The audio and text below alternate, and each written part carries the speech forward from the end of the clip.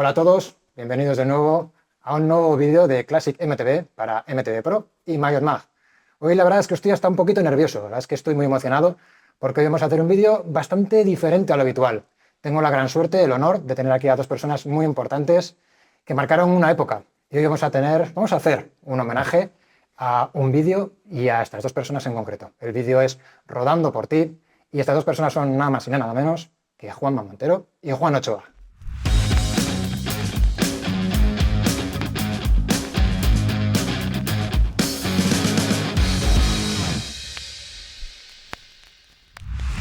Bueno, Juanma, muy buenas tardes. Muchas gracias por aceptar nuestra invitación, venir al canal Classic MTV.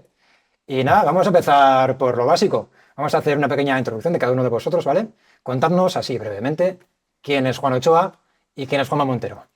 Bueno, pues yo soy Juan Ochoa, encantado de estar con vosotros y sobre todo contigo, José, que nos conocemos de tiempo inmemorial. Vaya, pues somos mayores que tú, pero joder, cómo estás haciendo tu trabajo en Classic MTV es brutal. La verdad es que muchas gracias con tus vídeos. Es un honor escuchar eso. Y sobre todo te diré una cosa. Todas esas bicis que sacas, que nosotros, Juanma y yo, conocemos, hemos probado. Yo soy muy malo para los nombres, Juanma en eso es mejor y se acuerda de las siglas y demás, pero sacas una Klein, sacas una GT y tal, y dices, joder, si yo esa la he probado, si esa la he tenido dos, tal. Me parece alucinante la retrospectiva con la calidad y, bueno, con el buen tono y con la profesionalidad que lo haces. Vaya, muchas gracias. Es que me alegra que gente como vosotros aprecie ese trabajo, es que es un trabajo bastante arduo. Pero bueno, hablando de mí, Juan Ochoa, pues bueno, yo soy un histórico, como Juanma es un poco más histórico que yo, pero bueno, estamos ahí a la par. Este mando viejo así civilmente, pero bueno, yo... Juanma es que es súper polifacético y fue el primero que se subió a una bicicleta de montaña. Yo digamos que estaba esperando a que Juanma se subiera y si iba bien ya me subía yo. Pero bueno, entonces bueno, al final pues desde que aunque tengo uso de razón, he estado siempre trial sin, cuando era trial sin y no bike trial, BMX y luego finalmente bicicleta de montaña, ¿no? Y bueno, por supuesto, creamos la tienda Bicimanía, éramos 4 socios, luego 3, luego 2, ahora estoy yo solo, pero en los últimos 7, 8 años sí he de decir que me he consagrado en cuerpo y alma en las e-bike. Las e-bike me han devuelto a la vida activa, he vuelto a disfrutar muchísimo de la bici, a notar esa evolución dentro de una categoría y unos modelos nuevos que inicialmente eran bicis muy básicas, que se decía, ¿no? Para gente con problemas, abuelos, tal, ¿no? Y he vivido toda esa evolución hasta los megapepinos que tenemos ahora, esa bici que hemos traído para luego contrastarla con lo que montábamos entonces, ¿no? Muy bien. Y bueno, entonces realmente eso, como digo, estoy consagrado en cuerpo y alma a la e-bike. Y bueno, pues como podéis ver mi cuerpo, pues estoy muy consagrado a ellas. O sea que al final me estoy dedicando de pleno a conocerlas por dentro, por fuera y bueno, y me he hecho, por decirlo de algún modo, creador de contenido con el canal de Bicimanía oficial. Llevamos poquito tiempo, pero joder, estamos muy contentos por la acogida y sobre todo porque nos encanta hablar de bicis. Perfecto, o sea que muchísimos años después todavía sobre una bicicleta, en este caso eléctrica, pero Exactamente, siempre. Siempre sobre una bici. Sí. Muy bien, Juanma, ¿qué nos puedes contar tú un poco así en breve resumen de... Bueno, pues prácticamente hecho resumen. Empezando por la tónica dominante que ya ha iniciado Juan, desde luego alabo tu canal, me gusta muchísimo. Muchas gracias, sacas Juan. unos contenidos muy interesantes, muy cuidados, con un criterio estético muy avanzado, te documentas fenomenal y está genial. Eso no está en el guión, pero bueno, ya que has sido tú, yo insisto también, porque es justo. No, pero es la verdad, es la realidad. O sea, eso ha salido un poco improvisado, pero es la realidad. Y en cuanto a mí, yo te diría que soy un tío con suerte, con la suerte de haber tenido unas circunstancias excepcionales en su momento, privilegiados, de haber podido vivir los primeros momentos del mountain bike sin saber que iba a tener tal repercusión, haber podido competir en el primer campeonato oficioso del mundo de mountain bike, un poco de casualidad, en el fondo, realmente estaba por ahí. Me tocó, fui, lo disfruté, haber podido conocer a un montón de gente ilustre y luego haber tenido amigos como Juan Ochoa, con el que compartí un montón de correrías y de carreras. El segundo campeonato de Europa de Trial Sin estuvimos los dos juntos, en el primero estaba yo solo. Compartimos también andanzas en el BMX, nos iniciamos en el mundo del mountain bike, hicimos una cantidad de cosas, pero bueno, no vamos a destripar el guión porque también fuimos mensajeros, hicimos tantas cosas juntos que en el fondo yo me puedo considerar un tío con suerte gracias a las dos ruedas y a las circunstancias que han ido llegando y que sigue disfrutando de la bici, pues como le pasa a Juan, seguimos disfrutando muchísimo de dar pedales, de juntarnos y de saltar de las vivencias. Es un recorrido larguísimo por el que veo, de hecho vosotros seréis amigos entiendo que desde niños, ¿verdad? Sí, sí, pero Desde desde la niñez. los 12, 14 años no hemos dejado de ser amigos y no hemos dejado de montar en bici. O sea Es que... curioso, paralelismo que veo también con mi propia historia, porque sobre esa época, 12, 13 años, yo también tuve mi primera grupeta de amigos de la bicicleta con los que hacíamos bici de montaña y con el que hemos ido evolucionando hasta el día de hoy. Algunos nombres tan ilustres como los que comentábamos antes off the record y que siguen estando ahí, ¿no? Después de tanto tiempo. Bueno, una de las preguntas, de hecho, era, bueno, ¿cuáles son vuestros inicios en el ciclismo? Que ya nos los habéis adelantado un poquito, pero sobre todo, ¿cómo y cuándo descubristeis el mountain bike? ¿Cómo llegó a vuestras vidas el mountain bike? ¿De qué forma llegaron esas bicis de 26 pulgadas? si Por ruedas de quieres, tacos? en mi caso, por ejemplo, ocurrió en una carrera en Alemania, en una carrera de BMX. Yo en aquella época estaba compitiendo en BMX, primero nos iniciamos en bike trial, trial sin se llamaba en aquella época. Un deporte brutal de cara a ganar criterios, técnica, control en la bicicleta. Después pasamos a BMX y compitiendo en BMX fuimos a un campeonato de Europa en Alemania y ahí de repente vi una bicicleta que era como las de BMX pero en grande y con cambio. Le dije, eso, ¿no? Yo quiero una de esas, eso es maravilloso. Y desde entonces pues no paré hasta que de casualidad, bueno, veía revistas, íbamos al Corte Inglés a comprarnos las revistas Bicycling donde salían las pruebas de las bicis de montaña.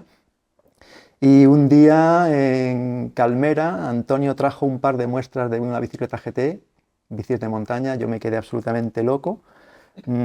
Ahorré hasta que me pude comprar una de las dos, me acuerdo que me costó 100.000 pesetas de la época, que eran un dineral en aquella época, era un dineral. Para que luego digan que las bicis no son caras, ¿eh? Sí, también eran caras, pero hablamos de finales de los 80, entiendo, ¿no? Exacto, 87, sí. 88 puede ser. En el 87, con esa bicicleta fui al primer campeonato del mundo de mountain bike. Oficioso. Sí, oficioso. Fue antes, estamos hablando de en torno al 85-86. Sí. Y desde entonces pues no hemos parado de contactar con las bicicletas de montaña. Cada vez que nos encontrábamos con alguien, recuerdo como anécdota, por ejemplo, que cuando tuve que competir en ese primer campeonato del mundo de mountain bike, me mandaron por carta, por supuesto, no había email ni había nada de lo que tenemos ahora, los requisitos que había que tener para participar y había que llevar casco. Y yo, no había cascos, no podías comprar un casco. Íbamos a las tiendas de la época, a Otero, a Calmera. Había chichoneras. Había chichoneras, entonces yo no sabía qué hacer, cómo consigo yo un casco para participar si es un requisito imprescindible. Y de repente un día voy por el Retiro y me encuentro con otro loco con una bici de montaña y ya llevaba casco.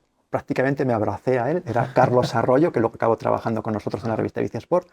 Tenía un casco. Hombre, ¿qué tal? Nos saludamos. ¿De dónde sacas esa bici? Sí, pues yo me la compré en Francia. Nos contamos un poco nuestras historias. No conocía a otra persona que montara en bici de montaña en todo mi universo cercano. Y claro, le pedí el casco. Por cierto, era un Bell. Era un Bell que tenía la particularidad de tener el logotipo aquí, igual ovalado, que cuando lo levantabas aparecía un agujero. Era bastante cerrado. Sí, un Bell que deslizaba y tenía aquí un agujero. Le pedí el casco, pude competir con ese casco. Tampoco había cámaras. O sea, si pincho, ¿qué hago? Eran todo parches, no había cámaras. O sea, una cosa muy curiosa. Parcheábamos todo hasta que, bueno, ya un año después empezaron a venir los recambios, las bicis, pero casi nada. Los inicios fueron muy Juan, más o menos, la misma época. Yo quiero matizar de lo que ha dicho Juanma, que en Trial Sin y BMX, claro que íbamos con casco, que nadie piense que es que no íbamos con casco. Lo que pasa es que eran cascos, en el caso del Trial Sin, cascos casi de trial de moto. O sea, que eran, y en BMX casi cuarto y mitad de lo mismo. Entonces, claro, el problema era este concepto de casco ligero que no existía. Entonces, es verdad que era que no en ese momento iba con la melena al aire en esas bicis, que encima iban rápido. Pero bueno. Y en mi caso, yo empecé con siempre el componente de diversión técnico, ¿no? De disfrute. Empecé con el Trial Sin, con Andreu Codina, viéndolo en la tele, ¿no? En la tele única que había entonces, viendo con una bici de paseo preparada y medio reforzada cómo se subía a un banco, el típico banco de los de toda la vida, que ahora siguen siendo muy parecidos. Me quedé impactado, cogí mi bici de paseo, le soldé un tubo de hierro macizo para reforzarla, la típica bici plegable, ¿no? Y esa fue mi primer inicio en la bici, digamos, de dar botes, de moverte y tal, ¿no? De ahí pasamos, claro, por las Montesitas, las Monty, por toda la escala de bicis de Trial Sin. Luego se cruza el BMX, siempre rueda de 20, rueda pequeña, ¿no? Y fíjate, ahora 29 y soy incapaz de ir con una de 26, ¿no? Empezamos con esas ruedas pequeñitas y luego, por supuesto, al ver a Juanma con esa bici de montaña, empecé a decir, joder, pues esto al final mola, tal, no sé qué. Y bueno, ahí tuvimos una pequeña etapa en Otero, que Juanma diseñó una primera bici, que fíjate que podemos presumir de ello, que diseñó Juanma, que hicimos entre los dos, ¿vale? En cuanto a geometría, en cuanto a tubería, totalmente heredada de los tubos de carretera de entonces, y que bueno, que ahí fue lo que comentábamos antes. Bueno, o sea, fuisteis al mismo señor Otero a que él os construyera un cuadro que habéis diseñado increíble, vosotros. sí, además ellos trabajaban con Columbus directamente desde Italia, hacían las bicicletas súper tope de gama, hacían por ejemplo la bicicleta de Indurain de contrarreloj, la famosa Flecha, la hicieron ellos. Entonces yo recuerdo como anécdota que cuando le pregunté, cuando le pedí al señor Enrique Otero, el padre, el fundador de la compañía, arquitecto, perdón, ingeniero, claro, le puse unos planos, unas medidas de lo que yo consideraba que tenía que ser la bicicleta de montaña y él me decía, pero Juanma, ¿cómo te voy a hacer esto? Esto es un tranvía. Pero si la bici de Indurain mide 1 metro entre ejes, ¿cómo quieres que te haga yo una bici de 1,5 metros? Si Indurain mide casi 2 metros y tú mides 1,70. Esto es de loco. Bueno, yo te lo hago porque me lo pides tú, pero desde luego eso es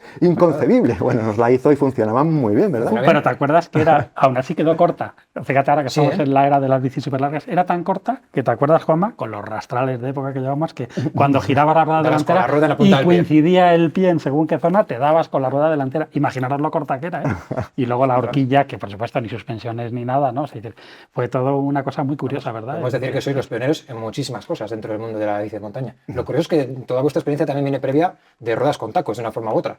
Sí.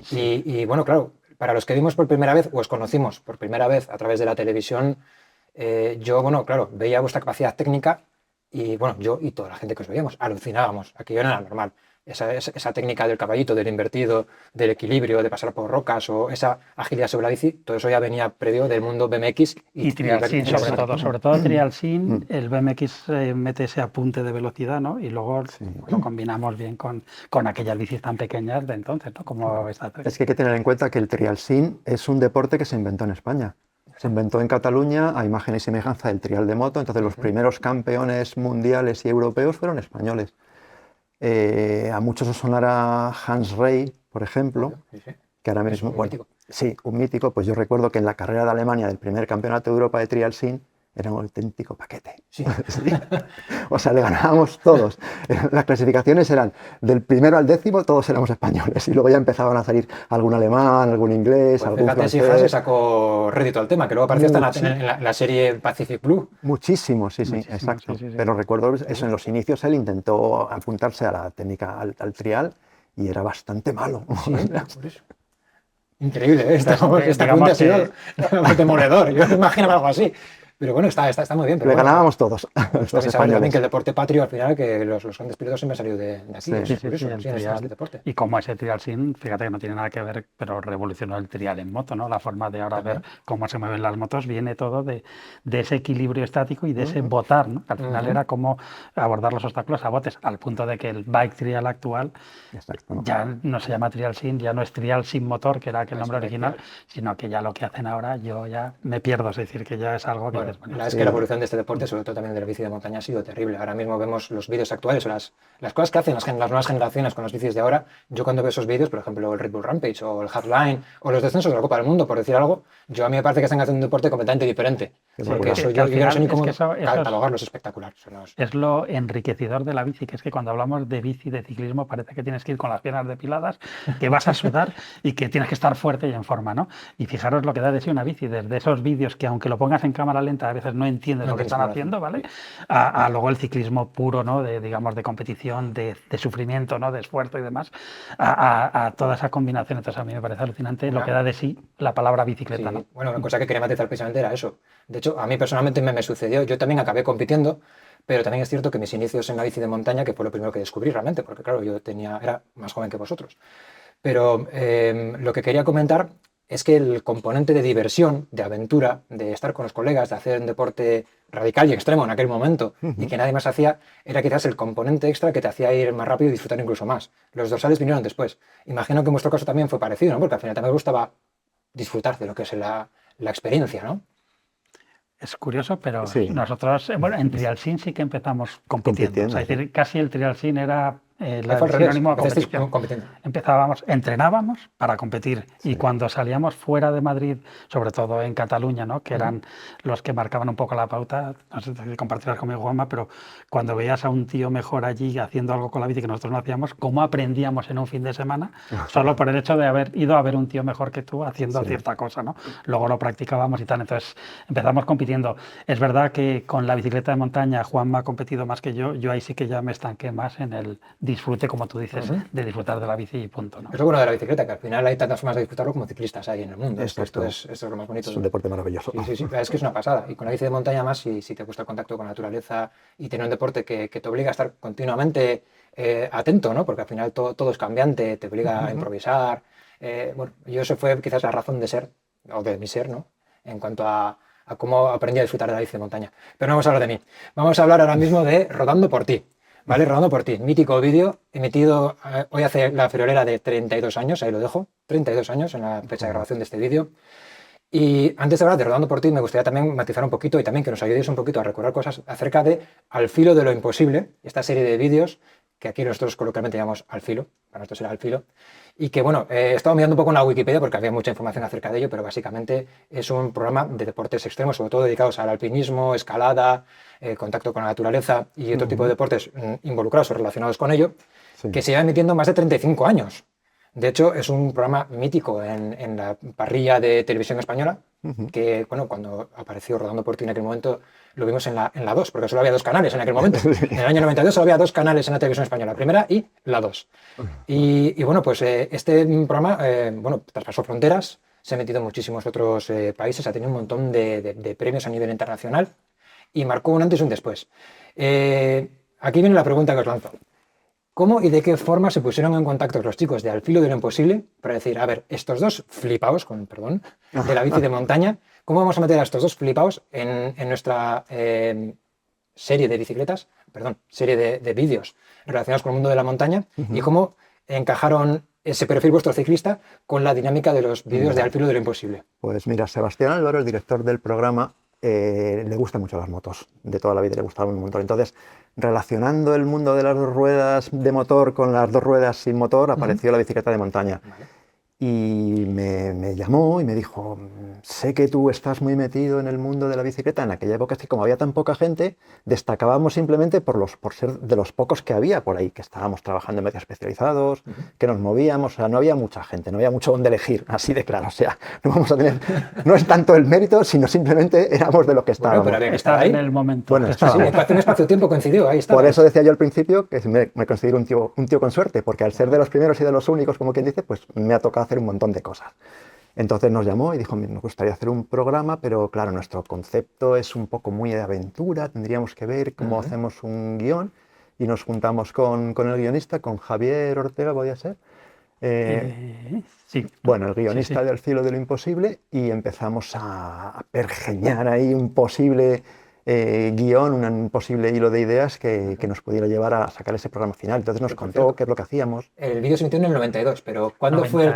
91, verano del 91. Vale, pues mira, eso es un dato que ahora mismo ya me podéis perdonar todos. Pero vamos, estaba convencido que era en el 92, pero sí, es cierto. Habiendo pasado tantos años como si de 94, 92. Bueno, sí, hace mucho. 91. ¿Cuándo se pusieron ellos previamente en contacto con vosotros para idear? Aproximadamente un año antes. ¿En 90? Sí, en el 90 empezamos un poco a ver ya directamente cómo podíamos hacerlo, empezamos a diseñar un posible guión. Claro, ¿y de dónde venimos? ¿Qué hacemos? Le contamos nuestra realidad. Realmente nosotros quisimos montar una empresa de mensajeros a pedales, de mensajeros en bicicleta, que en España todavía no existía la mensajería a 2 ruedas, el famoso programa... Telefilm, Quicksilver, ¿recuerdas la película Quicksilver? Espectacular. A mí me dejó loco viendo ahí como... Y entonces pensamos, Juan y yo, que podíamos montar una empresa de mensajeros en bicicleta. Curiosamente, ¿verdad? Fuimos a una empresa en España, Servitrans, en Madrid, que trabajaba con gente con moto. Fuimos a ofrecer nuestros servicios. El director de la compañía, nos dijo que si éramos gilipollas, en esencia, no entendía nada. ¿Qué íbamos a hacer en bicicleta nosotros por Madrid? Cuando estaba lleno de mensajeros en moto en aquel entonces. Sí, solo había mensajeros en moto. Y le dijimos algo como que, bueno, nosotros realmente teníamos nuestra empresa detrás pensada. Estábamos para coger ideas, o sea, nos íbamos a aprovechar de nuestro trabajo en el fondo, ¿no? más que Un estudio ganar de dinero mercado, como así, tal. como que no quiere la cosa, ¿no? Exacto, estamos ahí como metiéndonos. Y le dijimos que no pasaba nada, que trabajábamos y que si no lo hacíamos bien, como que si no nos quería pagar, que no pasaba nada. Sí. Y el tío dijo, están más tontos Más todavía de lo que yo tontos pensaba. todavía. Total, que empezamos a trabajar. Recuerdo que el sistema era redistribución, tú ibas allí a las 7:30 de la mañana, te daban una mochila gigantesca Pero tipo gigante, globo, tipo globo de ahora, llena de paquetes y de sobres, y entonces te daban una zona, te asignaban una zona. Ajá. Y yo recuerdo que el primer día tuve la suerte de que me tocó la zona del Retiro. La conocías bien, claro. Y encima podía Es que atravesar me- el parque de lado a lado. Y cuando acababas tenías que llamar por teléfono para decir que habías entregado tus paquetes. Total, que entrego todo, llamo, ya hemos acabado. ¿Cómo? Pero si no ha llamado ninguno de las motos. ¿De verdad que has entregado todo? ¿No te has quedado? Que sí, que hemos no se ha acabado. tirado, No has se ha perdido tirado. la mochila. Ah, sí. Lo mismo, Juan y yo fuimos los primeros que acabamos. Es más, de esto es real, ¿eh? Los mensajeros en moto nos dieron un toque. Un toque, no en el sentido de que fueran con un palo a No darnos, trabajes pero- tanto que se nos va a ver el plumero sí, aquí. exactamente, oye, que nos estés dejando en evidencia que esto no funciona así y tal. Y dijimos, no, pues es que nosotros vamos a nuestro aire y es que nos ha salido así. Es verdad que son zonas relativamente acotadas, pero que la empresa repartíamos en Madrid, pero esto estaba en Vallecas, en la parte alta. Para quien no conozca Madrid, digamos que la transición, ¿no?, de llegar del punto de recogida al reparto podía estar entre 5 y 10 kilómetros, más luego todo el reparto. Vamos, que Es estabais decir, muy que en forma también en la época. tú, Estábamos Sí, muy en forma, hacíamos sí, sí, esos sí. días a lo mejor 80, 90 kilómetros con Casi arrancadas para... Era bastante, la calidad. Yo recuerdo que en esa época tocó una climatología memorable de 40 días seguidos sin parar de llover. Sí. Y ¿En los Madrid? 40 días, por 40 días con fin de semana trabajando. Que yo recuerdo que salíamos ya con lluvia, había un momento que ya perdía la perspectiva de si estaba lloviendo o no. O sea, siempre era. Pues tenemos el suelo carnet de mojado, bilbaíno, tal. entonces ya, Sí, sí, es directamente ya, verdad. porque eso de tantos días lloviendo sin parar, eso, Totalmente. yo estoy más acostumbrado. Pero bueno, fue toda una experiencia. Y además, además de entrenar, es que nos lo pasábamos Claro, bien. disfrutabais. Nos lo Por cierto, la empresa la llegasteis a crear, la de mensajería, no iba a cuajar, se hizo. No cuajó por una cuestión muy curiosa, ¿verdad? Estábamos en una ruta organizada, los dos con nuestra cabeza pensando en esa posible mensajería, y nos cruzamos en esa misma ruta con Gonzalo García Salazar, que en aquella época tenía con su cuñado una tienda de bicicletas muy chiquitita, un taller más bien, que se llamaba Ciclo 2, en la calle Jaén, y le contamos nuestro proyecto y él nos dijo, ostras, pues a lo mejor es el momento de unirnos entre todos y crear una tienda un poco más grande, ¿no? Con lo que vais a aportar de capital o lo que sea, y vuestras ideas, que nos parecen muy interesantes, a lo mejor podemos montar algo.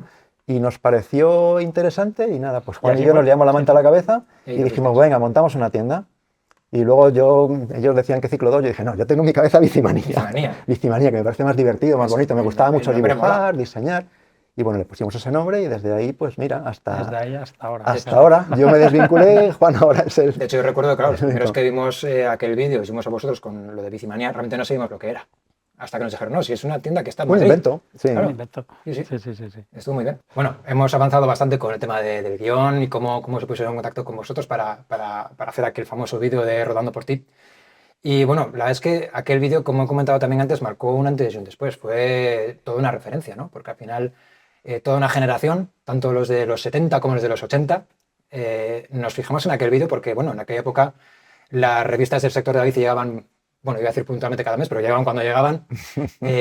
Acababa de empezar la Copa del Mundo. Y las pocas que había. Pocas que había también, claro. Sí. Y claro, los que empezábamos a practicar aquel deporte necesitábamos algo más, ¿no? Y cuando en el filo del imposible de repente aparecieron dos chalados haciendo mountain bike de verdad, y encima de esa forma tan radical, tan bonita, tan visual, la verdad es que fue como una explosión, nos voló la cabeza. Yo recuerdo tardes en casa, con mi cuadrilla de colegas sentados en el sofá con el VHS, y vamos a verlo hasta 3 veces seguidas, porque al final el vídeo son 25 28 minutos. Y después de ver el visionar el vídeo, cogimos las bicis y salimos a la calle con los psicópatas a derrapar, a saltar escaleras, a hacer el mal, que menos mal que entonces no existían los teléfonos móviles, porque si no estaremos denunciados por más de un delito. Pero bueno, eso ya forma parte del pasado. Y prescribió. Bueno, de hecho, una de las preguntas iba a ir por ahí también, porque en cuanto al proceso de grabación del vídeo, imagino que también hubo mucha improvisación, porque además, por las caras que se ven de gente que pasaba por la calle, no entendía nada porque es que realmente estaba improvisado. Es decir, vosotros sabéis hacer el con las bicis y a grabar. Exactamente. Totalmente. Es más, es que cuando, ¿te acuerdas, Juanma, cuando estuvimos no recuerdo el nombre, cuando estuvimos enseñando lo que hacíamos, ¿no? En principio en el vídeo la parte urbana se quedaba en que éramos dos mensajeros que nos íbamos a montar al campo y no estaba previsto que hubiera tantos minutos, tanto metraje urbano. Y es que esa parte urbana era lo que Juanma y yo hacíamos como diversión, como entrenamiento, como trabajo cuando éramos mensajeros, a diario. Es decir, que no era nada que se saliera de nuestro guión diario de cuando salíamos a montar en bici. Entonces fue muy fácil, entre comillas, hacerlo porque Sí, éramos era nuestro día a nosotros día. mismos. Salíamos a montar en bicicleta. Realmente eso sí que eran buenos entrenamientos. Nos podíamos tirar 3, 4 o 5 horas, las que fueran, montando por Madrid, para arriba, para abajo, sprintando, saltando, pasando Escaleras, por túneles, subiendo escalones, bajando, con una cadena que atravesaba las saltadas, hacías un bunny hop. Así todo el día. Nos pasábamos horas, horas y horas. Era una maravilla. Eso me sorprende también porque, hablando un poco del paralelismo también de mi propia historia, es que tanto yo como el resto de mis colegas es que hacíamos exactamente lo mismo. Sobre todo entrenamos mucho en ciudad. Nosotros, de hecho, entonces llamamos a hacer city o city bike. Sí, Sí, Y cogemos zonas y escalera, salto, derrape, sprint, invertido, otro sprint para allá, una curva cerrada, otras escaleras. Y era parte del entrenamiento y de soltura que cogemos sobre la bici. Y eso luego lo aplicamos a la montaña. Y cuando llegaban las carreras, éramos los más técnicos, los que más disfrutamos y los que mejor bajábamos. Exacto, viene muy bien. Era algo muy curioso. Todos esos accidentes urbanos, ¿no? Lo bien que venían para no tener accidentes en el campo. Sí, bueno, la verdad es que, ahora que lo has comentado antes, Juan, la verdad es que dentro del propio vídeo de Rodando por Ti hay muchos minutos de metraje de esa parte urbana. Y de hecho, si no es más espectacular, poco le falta, porque esos quiebros entre coches, los caballitos interminables por la Gran Vía o por las calles principales de Madrid, los invertidos al llegar a los semáforos, bueno, la gente os veía como... Pero es que más que una actuación, era nuestra realidad. Lo que decía Juan, o sea, no es que estuviéramos haciéndolo para el programa, estábamos haciendo lo que hacíamos. Las caras es que eran los transeúntes de entonces transitando por la calle. Es decir, raramente se cortaba un trozo de calle cuando salimos del Retiro y poco más, pero es que el resto era el tráfico abierto. Así, ahora mismo sería impensable grabar algo así por mucho permiso que pidieras. Las imágenes del Retiro son bestiales. De hecho, también me voy a hacer esa pregunta porque hay un par de pasajes en concreto de ese vídeo en el que vais, bueno, hay uno en concreto en el que vais sprintando a tope, es una zona arenosa con las bicis haciendo así por la parte de atrás, pam, pam, pam, pam. Y luego hay una curva de izquierdas en la que salís derrapando, que vais al verde y hay dos turistas, vete a saber de dónde, que no se tiran ni ahí estaban, o sea. Fue totalmente natural. Se las oye gritar a una y no nos denunciaron, o al menos como no entendíamos lo que querían decir, pues nos fuimos. Como para hacer eso a día de hoy. Bueno, también hemos hablado del tema del guión. Pero en el guión también se escuchan como ciertos pasajes muy relacionados con el Quijote. Esto es algo que también que queda muy guay, como aquello de que te pueden tirar al suelo, pero también lanzarte a las estrellas. Es algo que también, bueno, a nosotros también nos llenó mucho, nos marcó mucho. Pero ¿cómo fue? ¿Dónde vino esta idea quijotesca? ¿Fue algo también vuestro? Pues Juanma tuvo mucho que ver en ese guión y en ese contar la experiencia o transmitirle al guionista, que en última instancia fue quien lo escribió, pero Juanma era el que le transmitía lo que nosotros sentíamos como ciclistas. O sea, que tiene mucho que ver Juanma en todo eso también, ¿eh? Bueno, yo le di ideas a Javier Ortega y él desplegó ahí toda su lírica y esa parte un poco de las estrellas y tal es cosa suya. Yo le di un poco lo más mundano, las sensaciones que recibíamos, lo que sentíamos encima de la bicicleta, cómo disfrutábamos. Y luego de ahí pues hubo un megamix, un poco de... aquello de los caballeros, sus monturas, todo aquello, ¿verdad? Sí. Muy quijotesco. Bueno, es que teníamos que enfrentarnos al tráfico rodado y a Madrid y al final éramos un poco ahí. Sí. Era quijotesca la escena. Bueno, está muy bien, está muy bien. Bueno, de hecho, hablando también de guiones, recuerdo también que entre la gente de la época, los colegas también hacemos, no bromas, pero como veíamos tantas veces aquel vídeo y se nos quedó tan grabado, bueno, hay un pasaje mítico en el que dices, esto no hay quien lo aguante, vámonos. Y Juanma dice, ¿a dónde? Pues bueno, esa coña quedó entre nuestro grupo y nos hacíamos día sí y día también. En ese programa había mucha acción y poco guión. Ahora hemos mejorado en el guión. Sí, anda que no éramos malos. Me da vergüenza ajena verme ahí. Bueno, erais dos críos, como quien dice. Y era una experiencia también nueva, pero está muy bonito. Y de hecho, también Off the Record se escucha también en un momento también muy, muy chulo, el de los saltos. Hay unos saltos enormes en el que después de un aterrizaje, creo que aterrizas tú y se escucha de fondo, joder, macho, es que vas a 40. Íbamos a 40 kilómetros por hora para dar esos saltos, que ahora lo ves, y ir a 40 kilómetros por hora para enfrentarte a una rampa así era ir muy rápido, por eso salíamos tan arriba. Sí. Y recalcamos, con esa bici. Con esta bici. Es decir, no con una bicidara, con esa bici. Yo, vamos, o sea, ahora mismo no levanto ni un palmo. Con una bici rígida de 26 pulgadas, con calapiés. Sí, exactamente esta además, no una igual. Esta es mi bici. Esta bici. Que la que salió en el programa. Luego vamos a verla después en detalle. Pero sí, es que esta es la bici que usó Juanma en el vídeo. Luego la vamos a desgranar y vamos a ver más detallitos, porque ya con solo ver ese manillar de múltiples posiciones que parece, no sé, un cuerno de algún animal extraño, telita, telita. Vale, bueno, otra pregunta más. Esta va también relacionada con el vídeo y los diferentes bloques en los que parece también que está como dividido el propio vídeo en sí, ¿no? Que si bien no tiene, digamos, como un guión o una estructura como los vídeos quizás de últimos de los 90, primeros de los 2000, ¿no? De más acción, con música de fondo como muy, muy bestia y imágenes como muy, muy radicales, aquí es más plasmar la aventura, ¿no? En un proceso. Y en este caso como diferentes pues esos pasajes o episodios, ¿no? Está el urbano, está el pasaje este donde vais muy rápido y hacéis varios saltos. ¿Esto exactamente dónde es? ¿Dónde está grabado esta zona de saltos? ¿Puede ser Casa de Campo? No, lo que eran los saltitos enlazados y luego los saltos de campo, cambios. pero el salto de, joder, íbamos a 40, era en la Elipa, en un descampado, que por aquel entonces en Madrid había muchos descampados y nosotros los utilizábamos, y ahora ya están todos edificados, pero era un descampado de los tantos que había. Y era más como un bosque, o sea, con sus árboles y todo. Y ahí fue, o sea, era como, de todas formas, ahora que estamos hablando de estos pasajes, que sepáis que ese programa que dura 28 minutos, media hora y tal, tardamos 1 mes y medio en grabarlo. 1 mes y medio para 28 minutos de metraje. Sí, sí, o sea, fijaros el trabajo de Televisión Española, ¿no? Y de recursos y tal para esto. Y luego encima faltaron algunos recursos y tuvimos que grabar algo posteriormente. O sea, sí. También hay que decir que estábamos trabajando en Bicimanía en aquella época, los dos éramos los dueños de la tienda. Que sacar hueco y entonces teníamos que buscar hueco y luego a veces volver a la tienda. Tampoco nos podíamos permitir el lujo de estar todo el día entero. A lo mejor grabábamos por la mañana y por la tarde que había más trabajo, pues íbamos a trabajar. Por eso también se prolongó tanto.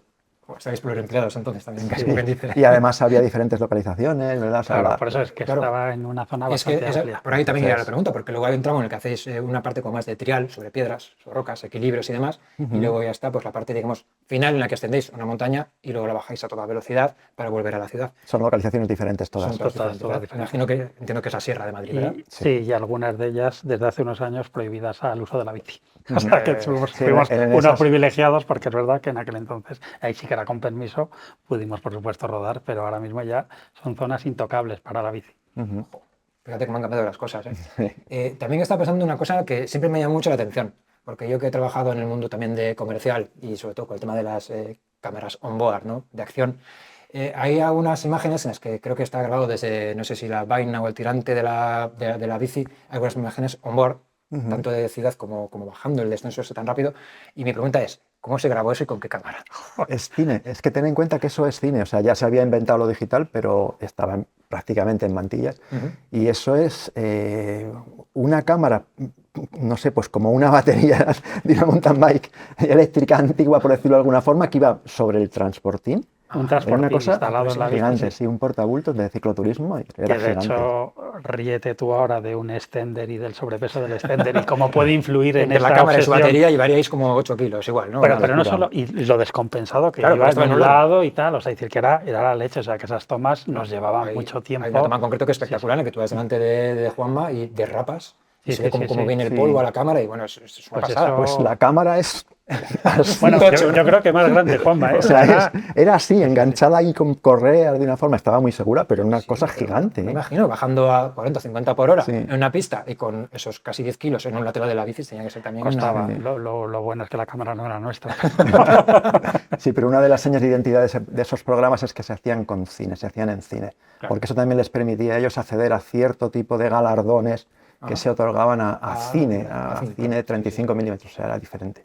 Qué buena. Bueno, y otra pregunta también volviendo a algún pasaje en concreto del vídeo rodando por ti. ¿El famoso vadeo del río, lo hiciste a la primera o no? No me acuerdo. Eso fue curioso porque yo creo que sí. Salió todas las veces a la primera, tú te enganchabas.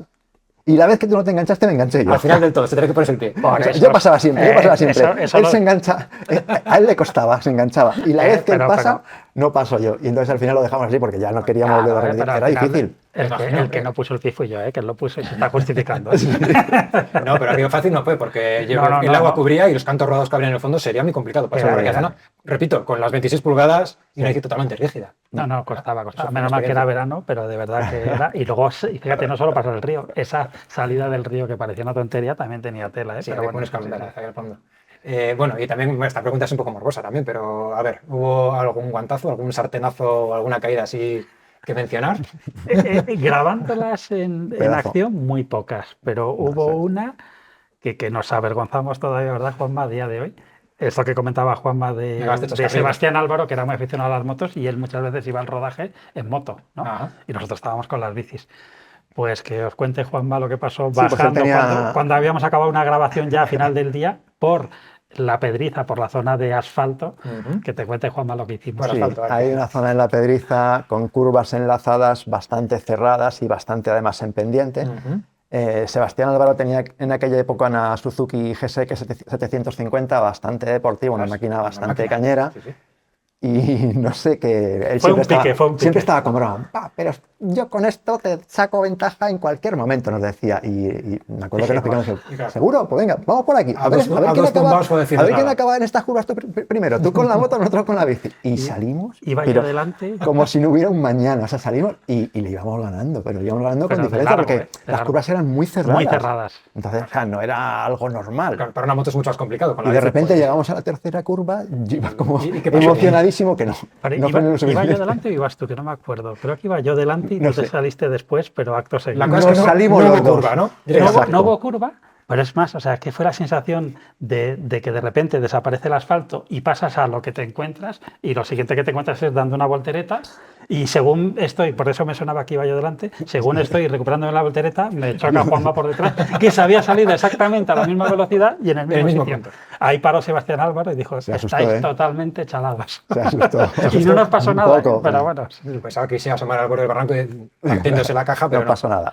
Pues yo creo que salvo esa, fueron pequeñas anécdotas. Bueno, menos mal que fue solo eso. Y además fue después de haber acabado el día, con lo cual el material estaba hecho. Vale.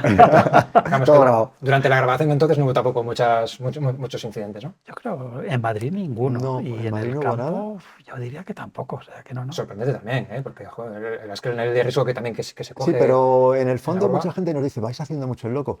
No sé, yo creo que tanto Juan como yo somos tíos con la cabeza muy bien colocada a ese nivel, o sea, y la prueba está en que no hemos tenido graves lesiones. Yo conozco a gente de mi quinta que se ha descojonado entero.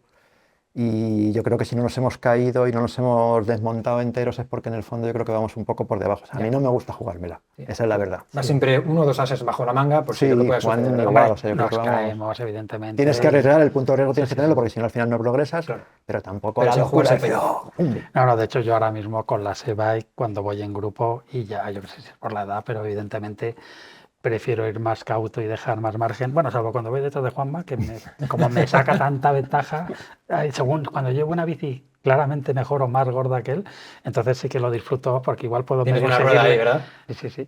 Y entonces sí, pero es verdad que tendemos a ir con un nivel de seguridad, aunque no lo parezca, relativamente alto. Vamos a continuar hablando un poquito sobre el material que usábamos también en la época, ¿vale? Al margen de la bicicleta. Bueno, veo que en el vídeo al menos lleváis un culote. Por lo menos lleváis un culote, ¿no? Sí. Y una camiseta de algodón, con el logo de Bicimanía, si no me equivoco, y creo que ponía Trek. Sí. Y en cuanto al casco, bueno, os he traído este Belly Mates, que si bien está decorado con motivos de John Tomac y las famosas columnas de Troy Designs. ¿No? Esto era es de Troy Designs, correcto, sí. Pero, ¿qué recuerdos os trae al ver este casco Belly Mates del año 92? Contadnos un poquito. Que afortunadamente lo llevamos puesto, pero no lo llegamos a estrenar nunca. Bueno, o sea, que igual eso, porque viéndolo ni siquiera ahora, cuando saliste por la cuneta para abajo, ¿no? Bueno, en aquel entonces teníamos muy buenos reflejos, yo creo. El BMX es que era una fuente inagotable de aprendizaje de agilidad. Era una maravilla. Te caías mucho, no te solía pasar nada habitualmente, entonces al final aprendías a rodar, aprendías a defenderte, a no darte con el manillar, no engancharte.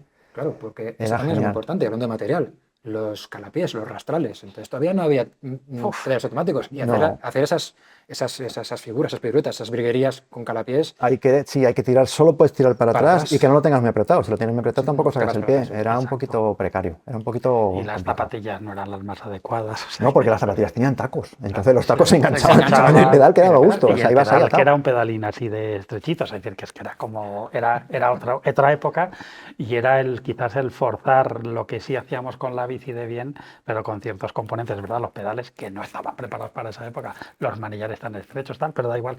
Ahí teníamos una capacidad de adaptación, yo creo, de jóvenes, ¿no? Sí. Bueno, de hecho, antes lo hemos comentado también off the record, ¿no? El hecho de cuando hemos visto la Trek 990 y hemos dicho, ostras, ¿cómo éramos capaces de hacer aquellas cosas con una bici que a día de hoy casi parece un correpasillos? Claro, pero viniendo de una bici de BMX que es todavía más pequeña, esto te da un plus de estabilidad respecto a la bici de BMX brutal. Claro, o sea, para mí era como ir en un tren. Claro, lo que te dijo el señor Otero en su momento también, que esto es un tranvía. Exacto. ¿No? Pero sí es cierto que luego, en aquella época, no sé por qué razón, pero parecía que la pelea estaba en acortar los manillares en vez de en ampliarlos. porque ya venían de 55 y yo recuerdo que los cortábamos aún más, tanto. A 52 incluso. Sí, yo recuerdo en algunas de nuestras bicis llegaban a pegar los tensores de las manetas, llegaban a tocarnos con otros. Con estos hechos que llevamos a manejar. Pero quizá era porque nos queríamos parecer a los ciclistas de carretera, buscábamos más el rendimiento, entonces una posición más estrecha lógicamente es más aerodinámica, seguro que era más eficiente para pedalear a partir de 40 km por hora, por decirlo de alguna forma. Pero la montaña y con las dos manos juntas, es que yo creo que ahí, digamos que extralimitábamos las supuestas capacidades de la bici, que era más para eso, para correr carreras, para ir de racing, ¿no?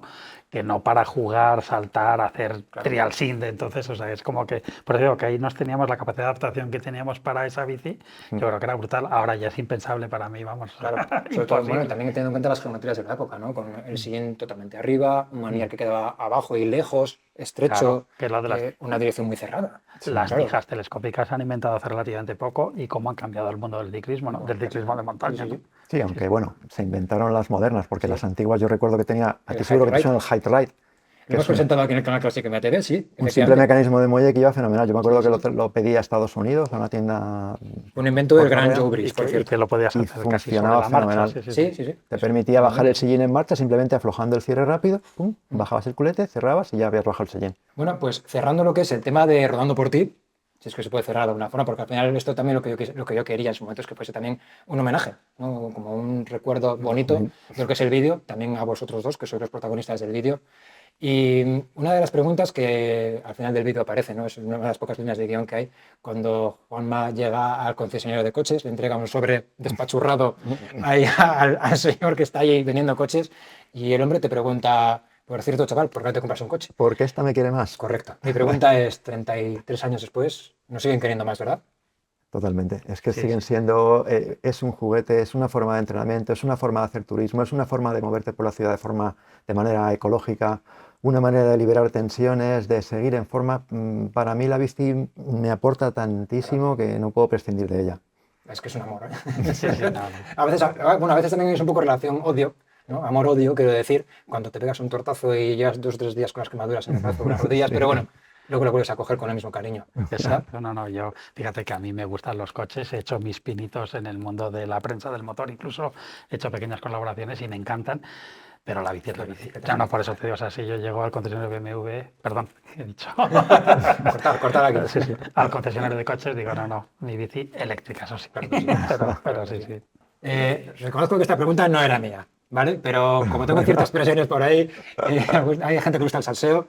¿Cuánto se ofreció al filo del imposible Televisión Española en cuanto a esto, lo que viene siendo la caja o el bolsillo? ¿Cuánto se ofreció el programa como bueno? Yo no recuerdo bien, pero creo que del orden de 50 a 60.000 pesetas de entonces. 50 a 60.000 pesetas del año 91-92, que serán unos 300 euros, una cosa así, algo así serían. Bueno, ponle que fueran 600, da igual. Bueno, pero era un mes y pico de trabajo, pero vamos, lo que hablábamos con Juan. Lo mejor fue que nos dieron las bicicletas. Fíjate qué curioso, que casi me hizo más ilusión eso que el dinero. Que una flamante Trek 990 a tope de gama con XT maravillosa ya era mía, ya eran nuestras. Sí, exactamente. Bueno, y aparte del reconocimiento, el caché y el hecho de también de 30 y tantos años después estar metidos de lleno dentro de la industria de la bici y poder estar ahora mismo aquí sentados también charlando de ello, ¿no? Claro, eso no lo veíamos en ese momento. Claro, ni lo pensábamos, pero es increíble. Por eso digo que se puede dar las gracias también, ¿verdad? Muchísimas gracias. Sí. A Sebastián Álvaro, al filo de lo imposible, a Televisión Española, a ti por hacernos este programa ahora. Yo, como os he comentado al principio, tenía muchísimas ganas de hacerlo, ¿verdad? Es que es un orgullo, es como un honor también personal, como algo que tenía pendiente de hacer en mi vida, como lo de aquello de plantar un árbol, escribir un libro, que me tenía que sentar con Juanma y con Juan para hablar de todo este tema, porque es algo que como he comentado antes, nos marcó, fue algo que trascendió más allá, ¿no? Porque, vale, era ciclismo en montaña, pero en aquella época también en la que muchos éramos adolescentes, en esa época de adolescencia las cosas como que se te quedan más grabadas. La música, las películas, tus primeros amores, la bicicleta en este caso. Recuerdo cuando subíamos al instituto, yo solo pensaba en montar a la bici a la tarde, con ir a competir el fin de semana. Y era todo el día bici, y como he comentado un montón de años después, aquí estamos. Vicio. Sí, pero es curioso, es que muchas veces lo que ves en la tele, en la pantalla, en el cine, al final te marca muchísimo. Sí. En mi caso, a mí, igual que estaba diciendo antes Juan, me marcó mucho eso, ver a Andreu Codina con una bicicleta medio de paseo, medio de trial con ruedas gordas, subiendo escaleras y pasando zonas técnicas. A mí eso me dejó tan loco que yo en aquella época tenía una una moto que conducía de forma ilegal porque tenía, no sé, 12 años, por ahí por el monte. Eran otros tiempos, ¿no? La vendí, me fui a comprar la bicicleta de trial y me impresionó muchísimo, con lo cual entiendo perfectamente tu motivación. Es que a mí me pasó lo mismo, o sea, ver ciertas imágenes me impresionó tanto que me cambió el rumbo de la vida. De hecho, bueno, esto también quería mencionarlo también porque me ha marcado a mí personalmente en el sentido de que mi estilo como ciclista de montaña también está influenciado en gran manera por tres personas que para mí fueron muy importantes a primeros de los 90. Una fue John Tomac, Brutal. ¿vale? Porque, bueno, el estilo que tenía, quién fue, el mediático, la espectacularidad, lo visual. Otra persona... Y cómo montaba. Y cómo montaba, sobre todo cómo montaba, su estilo radical, ¿no? Sí. Otra persona también que me marcó muchísimo es el lamentablemente desaparecido Alberto León, que tuve la suerte de coincidir con él en varias carreras, pero su estilo era algo de otro planeta también. Era ver la auténtica felicidad sobre la bici. Y además estaba muy fuerte. Y andaba mucho. Y una tercera persona, en este caso fue Juanma Montero, para mí. Claro. Y aquel vídeo en concreto, y también os vi también en algunas revistas del momento, antes de, si no, una revista que en su momento que ya dejó de existir, BTT Magazine. También empezamos con ella nosotros. Trabajaste como colaboradores porque colaborábamos. Y yo recuerdo también que había muchas fotos espectaculares de vídeos, bueno, había fotos de saltos espectaculares, de maniobras, bueno, de hecho hay un pasaje en concreto que cómo hacer un caballito, sales tú. Sí, y no sé si llegaste a ver con un monociclo también. ¿Con un monociclo? Con un monociclo me saltaba Juanma Montero, con un monociclo, sí. Casi nada. Pues ya te digo, en reflejo a esas tres personas que he mencionado, a John Tomac, a Alberto León, a Juanma, yo pasé mi estilo. De hecho, yo en aquella época, en primeros de los 90, yo empezaba con mi bici de montaña, una bici de montaña de gama baja que había tenido la suerte de que me regalasen. Yo era un chaval de 11, 12 años y yo quería ser como esas tres personas. Yo quería ser como ellos, yo quería hacer lo que hacían ellos. Y recuerdo que me costó, pero lo conseguí. Fueron muchos guantazos, muchísimos trastazos, muchísimas postillas y muchas broncas en casa después de cada guantazo que me pegaba, pero conseguí hacer caballitos interminables, invertidos. Cada vez que los hago me acuerdo de vosotros dos. Porque es que cada vez que yo salgo a montar en bici, si no hago un invertido, un caballito, es que no me lo estoy pasando bien. Y lo de saltar y todas estas cosas técnicas nacieron en mi parte, gracias a este vídeo que es Rodando por ti y por vuestra influencia en ese momento. Así que... Qué gusto saberlo. Para mí fue lo máximo. Por eso también por lo que tenéis aquí, poder charlar de esto con vosotros es como un extra, ¿vale? Es un añadido. Así que nada, muchísimas gracias por ello. Vamos a continuar, pero ahora vamos a continuar hablando de la tercera protagonista. Aparte de vosotros, la tercera protagonista es la Trek Single Track 990. Y la que tenemos aquí no es una Trek 990 normal y corriente. Bueno, sí, pero es que es tu bici. Es la tuya, es directamente la misma bici que tú usaste en ese vídeo. No es una réplica, no es otra bici que se haya modificado. Es ella. Cuéntanos un poquito la historia de esta bici. Venga. Pues tiene kilómetros. Como ya hemos contado, nos la dieron, entre otras cosas, como contraprestación por la grabación del programa, como agradecimiento por parte de Trek, obviamente. Estuvo conmigo mucho tiempo hasta que decidí cambiarla por otra. La vendí, se la vendí a un compañero de INEF, los estudios que estaba yo haciendo en aquella época. Rafa Ruiz, que es un gran fotógrafo, un gran deportista que hace triatlón. Él le dio una excelente vida porque la llevó a viajar por todas partes, la usó como herramienta de cicloturismo. Y lo curioso es que tiempo después pues nos acordamos de ella, Juan y yo. Sí, porque yo vendí la mía, pero ya le perdí la pista. Lo bueno ha sido... Claro, y yo dije, yo esa la tengo, yo se la vendí a un amigo, a lo mejor la puede seguir teniendo. Y le llamé para ver qué pasaba con esa bicicleta. La tenía abandonada en, no sé, en un trastero. Estaba bastante hecha polvo la pobre. Y se la quise comprar. Juan dijo, no, la compra Bicimanía y así la tenemos como patrimonio, un poco que se quede ahí. Patrimonio de la humanidad. Patrimonio que la pueda ver la gente si va a la tienda. En parte lo es, porque a mí es importante que tiene que el vídeo, la protagonista, la tercera protagonista en este caso, que es la bicicleta. Ostras, es algo que mola ver, ¿no? Y sí. Entras en la tienda y digas, la tenías expuesta en la tienda, si no me equivoco, ¿verdad? A veces está expuesta, a veces está escondida, pero sí, claro. Siempre está presente en la tienda. Es un orgullo tenerla ahí. Le hace ilusión tenerla en casa, pero en el fondo está mucho mejor en la tienda donde la puede ver cualquier persona, con la promesa de que cada vez que la necesite, más le vale. Para alguna clásica, alguna prueba un poco especial, pues la sacamos, la desempolvamos y la... De hecho, el único que puede seguir haciendo caballitos con ella es Juanma. Yo ya no me monto. ¿Ya no te salen con ella? Bueno, tendría que probar, pero prefiero que lo haga. Bueno, ostras, habría que tener tacto con los cantileves para hacer esos caballitos y esos invertidos. Bueno, ya probamos el otro día. Sí, salieron. Fácil no era, ¿eh? Yo recuerdo también hasta que aprendí a coger el punto de no volcar o no quedarte corto o no bloquear la rueda delantera.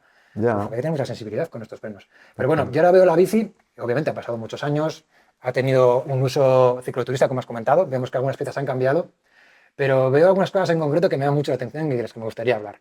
Lo primero lo hemos mencionado creo que antes, este manillar profile, que si no me equivoco también llevo NetOverhand, creo, Sí, algo muy parecido. exacto.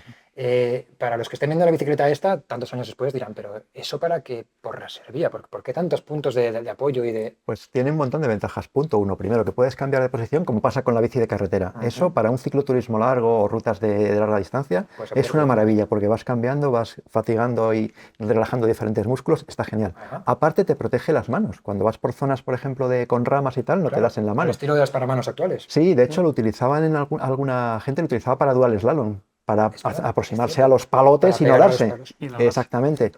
Y bueno, pues le da un toque diferente y el hecho de poder cambiar de postura pues es una cosa fantástica, me parece fenomenal. Es marca Profile, que hacía manillares pues, para el triatlón, los acoples, que yo lo tenía en mi bici de carretera. Sí.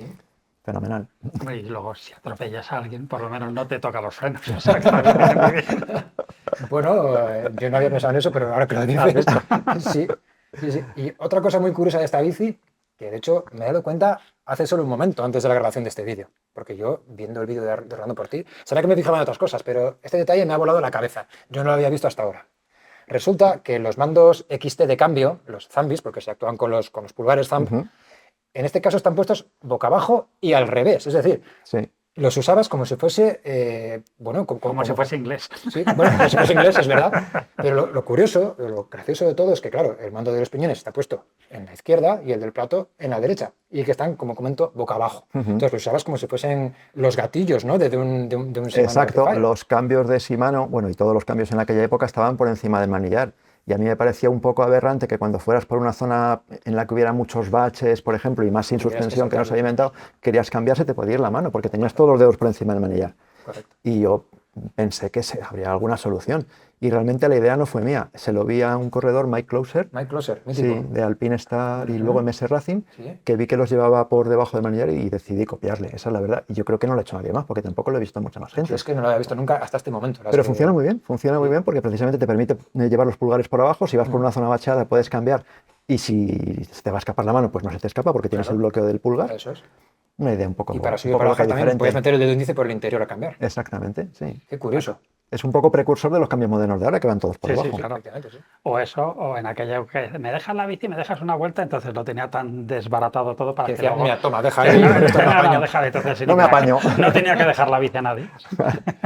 Ostras, bueno, Lo pero curioso es que siga manteniéndose, porque claro, yo vendí la Eso te bicicleta iba a y decir. Ha el hecho muchos dueño miles de siguiente kilómetros. podía haber dicho esto, que Sí, narices, esto vamos qué a es, ponerlo normal. No, así se ha quedado. la persona que se lo vendiste está seguir usándola de la misma forma Sí. y así te la ha devuelto. Así me la ha así devuelto. lleva 33 años la bicicleta. Sí. Exactamente. Muy curioso, muy curioso. Y bueno, luego también mencionar, bueno, la calidad en sí de lo que es la bicicleta, ¿no? Estamos hablando de una bicicleta de acero de la época, doble conificado, cuadro, ¿verdad? ¿De acero? Sí, True Temper doble conificado Temper. o X. Con racores y con un sonido muy fino, muy bonito, que antes hemos tenido... Ese toque con la uña es... Sí, es un eso clásico. pueden ser tubos de a lo mejor 8 décimas quizá Sí, o algo así, sí, porque sí. para sonar así de cine es porque Claro. tiene muy Suena como poquito un grosor. diapasón. Y luego, bueno, la horquilla rígida, pero eran horquillas rígidas que tenían cierta flexión y capacidad de amortiguación, que dentro de lo que cabe. Sí, bueno, acuérdate, Juan, que esta es la Tangte Big Fork. Sacaron un modelo, la Super Big Fork, que era bastante más gruesa en cuanto a diámetro, con mucha menos pared, Sí. y nos las cargábamos como la mantequilla. Las partías. Y Cuando aparte, hacíamos esos saltos de decir que vas a 40, Vamos, en los aterrizajes se nos abría. Y entonces de la Super Big Four, que pesaba menos y era algo más rígida, pues tuvimos que pasar otra vez a esta, que es un poco más fina pero más resistente. y más robusta. Pero esta bicicleta tiene kilómetros incalculables y diabluras incalculables. Y no ha habido que soldarla, no ha habido que romperla. O sea, realmente hablamos de un producto de Claro. muchísima calidad. Tú fíjate los años que tiene. Y es que no ha parado de llevar carga encima cuando la usó Es increíble, ¿verdad? Rafa Ruiz, de los saltos que daba con nosotros, de las caídas que hemos tenido. Ahí está. Este es un tema muy manido, pero siempre hemos hablado, ¿no? De que en aquella época parece que todo se hacía para durar. Los Mira. coches, las motos, las bicis. Brutal. Y que aquí no hay suspensiones, no hay nada, No hay nada. que mitigue un poco todo lo que se lleva al cuadro o lo que nos llevamos nosotros encima. Fíjate el perfil de las cubiertas, con una presión descomunal para no... Claro, a 3 llancear y kilos tal. para no pinchar. Claro, por ejemplo, entonces es como que todo ese trabajo, que ahora un cuadro moderno, digamos, va mucho más filtrado y le llega, entre comillas, mucho menos, aunque hagamos más burradas, ¿no? Sí, sí. Aquí se lo tragaba todo el cuadro, o sea, tal cual, ¿eh? Y después de, como dice Juanma, toda aquella trayectoria que Sí, durante sí, los sí. 90, luego un montón de miles de kilómetros seguramente por parte de la otra persona que la tuvo y bueno, está aquí con sus heridas de guerra, que precisamente eso es bonito, ¿no? Sí, saber que cada una de estas rayas, de estas marcas, tuvo una razón de ser, ¿no? Claro que si ahora Juanma la anuncia en una plataforma de segunda mano, dice a toda prueba y lo puede documentar. Es verdad. O sea, lo aguanta todo, puedo decir, lo aguanta de largo todo. Recorrido, no, de ultra largo recorrido. Yo no sé si se ha hecho algo así en el mundo de la bici. Bueno, y como podemos ver, pues la verdad es que comparándolo con una bici actual, moderna, sobre todo lo que principalmente vemos es el tamaño, ¿no? Las bicis ahora mismo han crecido muchísimo, 29 pulgadas, geometrías, lanzamiento de la horquilla, suspensiones con los recorridos loquísimos, frenos a disco. Fíjate, si es que... ¿Cómo han cambiado las cosas en 30 y tantos años? Yo recuerdo haber leído también algún artículo tuyo en alguna revista del momento en el que se te preguntaba que cómo imaginabas el mountain bike del futuro, ¿no? Y bueno, la verdad es que no hay coches volando como en la película de Regreso al Futuro, pero las bicicletas que tenemos a día de hoy son bicicletas que están avanzadísimas y que no se iba a decir hace 30 años que íbamos a disfrutar de lo que podemos disfrutar hoy, incluso, no sé si mejor, diferente, haciendo lo mismo pero con la misma cantidad de diversión, ¿verdad? Exacto, a mí eso es lo que me quedo de toda esta experiencia y de todos estos años, José, es que con esta bici nos la pasábamos como niños y ahora, 30 y tantos años después, con las nuevas bicis, en mi caso con las eléctricas, es que yo salgo a montar por el campo con Juanma y se me olvida la edad, el peso que tengo, tal. Y como que, no sé, es que te rejuvenece, ¿no? O sea, decir, ¿cómo es posible que sigas disfrutando, teniendo esas sensaciones? Son totalmente distintas, no tienen nada que ver de geometría, de predisposición a la hora de bajar y tal, pero seguimos disfrutando igual. Entonces eso para mí es lo más alucinante. Eso también es ser privilegiados de alguna forma. Absolutamente. Sí. Y el hecho de haber tenido también la suerte de haber crecido con la época dorada de los 90, que al final también en el canal Classic MTV, aquí en MTV Pro y Mayotte Mag, también es lo que tratamos de inculcar, ¿no? Esos valores de los años 90 y también entender de dónde venimos, cuáles son las raíces para llegar a lo que tenemos a día de hoy y saber apreciar. Claro, exacto. Entonces, todo ese trabajo de fondo, de probar, de experimentar, de ir evolucionando, porque todo esto ha sido un proceso evolutivo, ¿no? Bueno, ahora también hablamos, también es un tema como muy manido, ¿no? Como muy comentado, ¿no? A día de hoy, el tema de las roturas o de posibles problemas de fiabilidad en bicis modernas, pero tampoco nos vamos a engañar. En los 90 también hubo muchísimo ensayo-error. Nosotros también rompimos muchísimas piezas que llevaban al mercado, un manillar, un cuadro, una cubierta que no iba. También, claro, era la época en la que todo empezaba a formarse de alguna forma, ¿no? Y bueno, también es cierto que fue una época muy bonita, y es lo que comentaba antes, ¿no? El hecho de ser privilegiados, haber podido vivir aquella época, porque vivimos momentos muy locos. Vosotros como probadores también de bicis lo habéis podido ver, en el que había diseños que parecía que el ingeniero de turno se había vuelto loco, se había metido algo por vena, no lo saben bien, o bien que tenían un cheque en blanco allí en las empresas para poder diseñar y hacer cosas con materiales totalmente nuevos, diseños totalmente nuevos, y eso era lo bonito también, ¿no? De aquella época, que tuvieras una bici de lejos y sabías qué marca era. Sí, ahora cuesta un poco más. Había identidad, sí. Había más identidad en ese de sentido. marca, Y luego había cosas que se construían muy bien, como pueden ser esta Trek 990 en aquel momento, esas bicis de acero que son eternas. Bueno, y que esta bici no dejaba de ser una bici Made in USA, fabricada de forma artesanal en Estados Unidos, lo que ahora ya no existe. Pero bueno, también es cierto que con la mejora de la industria, en teoría no hace falta, y es verdad. Ahora se guarda un poco eso, pero en aquella época era lo que marcaba la diferencia de unas marcas a otras, claro, sí, que estaba claro. Hablando de diferencias entre bicis, si me equivoco, te has traído una de las últimas bicis que tú acabas de probar. Y aunque esto está un poco fuera de guión, espero que Mariano nos corte la cabeza, tráetela y vamos a ver las diferencias con esta Trek 990. Vamos a hablar de diferentes. Venga.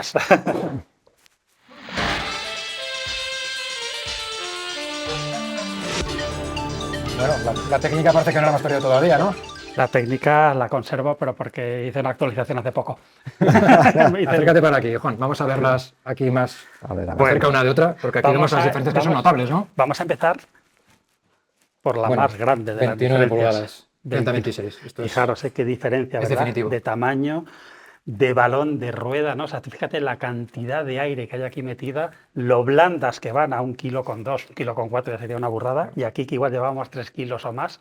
Imprescindible porque si no pinchabas. Claro, y luego, qué decir de las suspensiones, ¿no? 160 en este caso de esta Orbea Rise, ¿no? Del modelo 2025, 160. Y esto parece que es lo normal ahora mismo, se ha convertido en lo normal. Sí. Pero bueno, aquí esto es un gran ejemplo para ver esa evolución de los últimos 30 y tantos años, ¿verdad? Porque al final componentes, los propios procesos de fabricación, aceros, aluminios, ahora los carbonos de gran calidad, no de alto módulo, como es el de esta bici. Claro. Esto es una pasada. Es una pasada, la verdad, pero fíjate con lo que han crecido, ¿no? Con esta descomunal distancia entre ejes, 122, 126 milímetros en una talla M, ¿no? Que ¿Te nosotros imaginabas esto?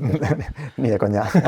seguimos siendo los mismos de tamaño, pero la bici ha crecido de forma exponencial, ¿no? Sobre lo que somos nosotros. Y lo más impresionante para mí, el ancho del manillar, ¿no? O sea, eso hemos comentado antes. 80, 82, 78 contra 52, 55 Y la potencia, milímetros. fíjate la potencia también. Atento. Y la potencia, como dice Juanma, claro, una potencia de 35, 40, 50 ya es larga hoy en día para lo que sería una e-mountain bike, por ejemplo, como esta, ¿no?